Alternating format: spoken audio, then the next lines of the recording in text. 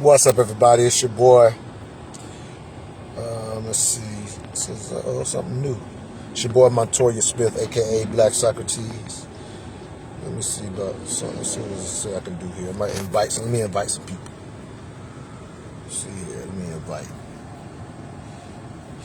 I gotta do a couple of invites before I get started with this conversation. So bear with me. It might not work. Let me see. Maybe I can't. There we go. Let me invite some people.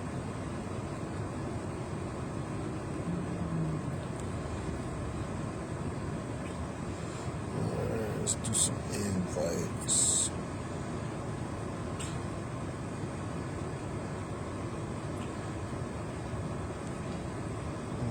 Just bear with me doing some invites. I'm gonna get some people in here.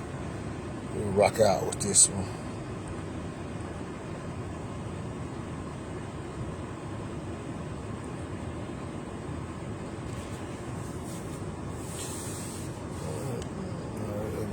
Just give me a second, just doing some invites. A few invites. Let me do 10 more, then I'm gonna rock out. Here we go. Let's go. 1, 2, 3, 4, 5, 6, 7, 8. Let's see here, just doing some invites. Let's go. 10. Alright, here we go. Alright, I'm gonna do a few more invites. So just bear with me. I'm gonna get this thing started.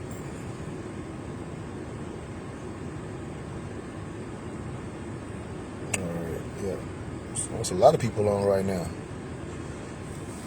Just give me a second, just doing a few more invites. Alright, here we go. 3 more. Then I'm gonna rock. Alright, cool. Here we go. So today I was invited. It was pretty cool. I was invited at this afternoon to this corporate company to talk about Juneteenth and what it means. And the actually talk was scheduled prior to Juneteenth becoming a national holiday. So the dynamic of the discussion changed a little bit because, kind of to our surprise, Juneteenth has, been written in the law as a holiday. And, me being from South Carolina, I didn't find out about Juneteenth until I went off to college out in Colorado. Denver has like the second largest Juneteenth celebration in the country outside of Texas, for what I understand. And, so I think I was out there, my second year out there, I was able to go to that. And all my friends from Texas would tell me about it. And they was always shocked, didn't realize, shocked that I didn't know anything about it. Not just me, but it was really most people to a degree, east of Texas to a degree, was not familiar with the Juneteenth celebration. And again, that was in 92 or whatever. But anyway, on that corporate conversation, we had the, just talking about the entire history. And, if you don't know, pretty much, those enslaved Africans, if you will, that were freed in 1865 on June 19th, they've been celebrating ever since.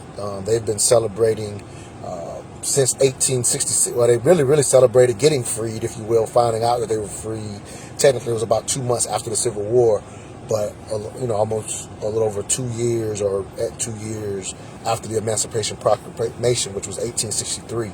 So not to get too deep into the history, but, in a sense, Texas has been literally officially, really, not official. Well, the blacks have been celebrating it since 1866, but it became a Texas state celebration in 1980, just to give a little context, a little history. But here's the irony of, as I say on this thing, here's the irony to Juneteenth becoming a national holiday. It becomes a national holiday. And people have different ways they feel about it, and I get it. If you're from Texas, to a degree, you've been celebrating it all your life, so it's pretty cool that something you've been celebrating all your life has become a national holiday. And then there's others who are like, this is just basically cover up for the actual things that African Americans have been asking. But here's the irony of this all currently. For this, in a sense, for Juneteenth to originate out of Texas. They've been celebrating it since 1866.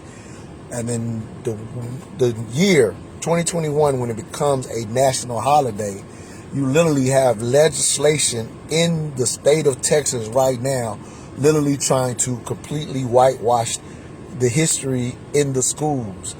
If you've paid attention to, if you will, the CRT, critical race theory discussions, and we did a show on it last week. Excellent show. Recommend that you go check out the show we did on critical race theory. It's been misused by both political sides and really misunderstood.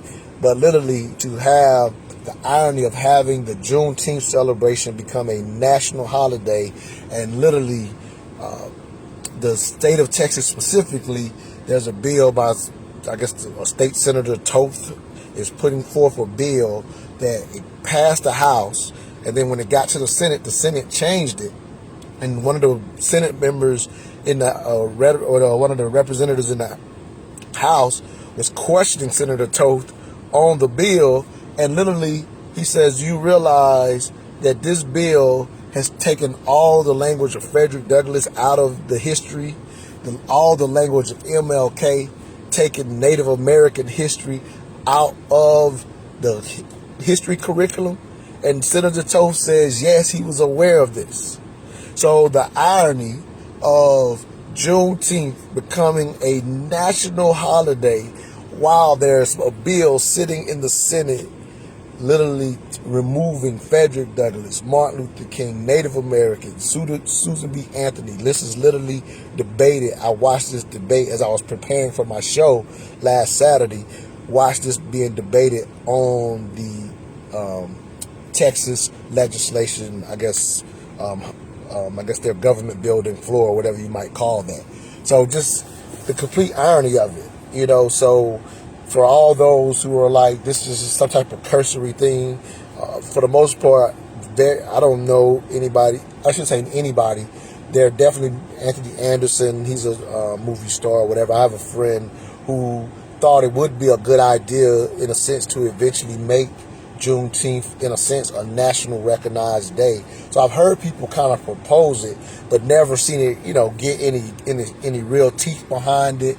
And for the most part, this just kind of happened without the community in general even asking for it. And it's not about how I feel about it. It's just to see it come about and people say, hey, this is just really trying to skip over all the things that we have been trying to address, whether it's police brutality, whether it's reparations, whether it's election reform, all these type of things that are viable, that people are pushing and pulling for. Is now there's up, and all of a sudden we have a Juneteenth national holiday.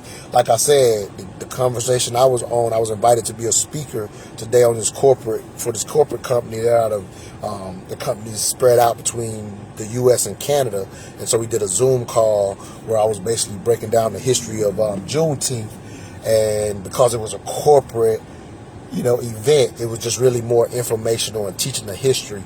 So, couldn't get into the politics of it. That's how it go on those corporate events. But I was glad to, do the invite and inform people about Juneteenth. But as I'm doing this doing this video, the irony of having all of a sudden Juneteenth become a national holiday while the Texas legislation has a bill, obviously under the guise of not teaching CRT, and that's a BS term when you understand what critical race theory actually is, a graduate level, legal, philosophical type thing reserved to be studied at the graduate level. Again, go back and listen to our show and we go into the details of that. So it's not like CRT has, in a sense, ever been taught at the primary level. So it's kind of a disguise, if you will, for some of these legislators to actually, as we say, to whitewash history, as if you will.